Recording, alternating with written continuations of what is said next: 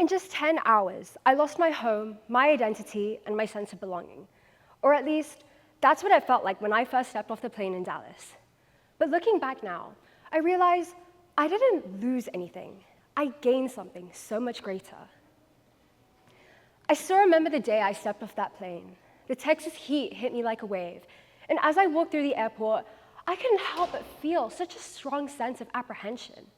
I mean, just hours ago, I'd been in London, surrounded by the cobblestone streets, the familiar double-decker buses, the comforting rhythm of a city I had always called home. Yet, here I was, in an entirely new world, surrounded by unfamiliar accents, endless highways, the sinking realization that I left everything I knew behind. For me, the move wasn't just a change in scenery, it was a leap into the unknown. As I looked around, I couldn't help but wonder, how do you start over? How do you redefine what home means when everything familiar is stripped away? Today, I want to talk about that journey. I had to redefine what home meant, and although it was difficult, I realized that it was all about my mindset, finding courage in new beginnings. It was about facing that fear of change and realizing that it's not about where you are, but who you truly become. So let's first start off by acknowledging the comfort of the familiar. For me, London wasn't just a city. It was a huge part of my identity. The smell of fresh rain on the pavement, the cozy warmth of tea shared with friends. It was where I felt a deep sense of belonging, where every street corner held a memory. Yet, as I've learned, growth rarely happens in comfort zones. It was time to step into the unknown. So, when the decision to move came, it felt like I was leaving a huge part of myself behind. And isn't that the scariest part about change? It's not about the physical detachment, but the emotional detachment that comes with it.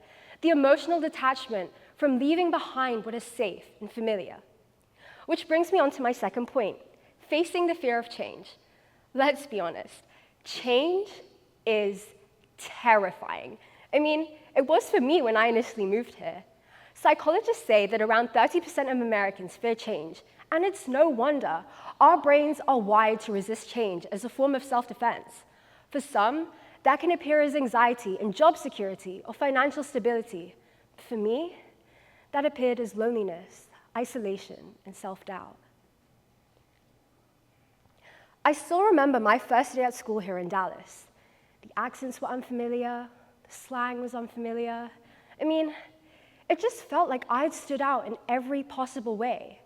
There were even moments of mockery. My accent became a source of entertainment for others. And I'm sure they probably didn't mean it in a mean way, but it made me feel like an outsider. And I really wondered if I'd ever truly find my place here in Dallas. But here's the thing about fear. It can also be seen as an opportunity. Each small act of courage that I took, whether it was introducing myself to a new classmate, trying Tex-Mex for the first time, or even just laughing along with the jokes made about my accent, was a small victory. Slowly but surely, I began to adapt and change into my new environment. And it made me realize that bravery isn't about being fearless.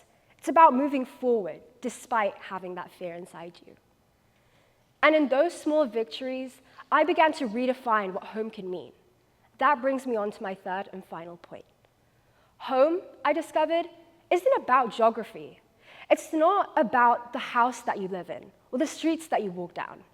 It's about the people that make you feel seen, the values that guide you, and the mindset that you carry with you.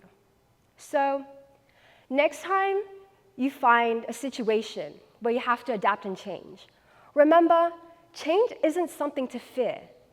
See it as an opportunity to grow, to discover yourself, and realize what you're truly capable of.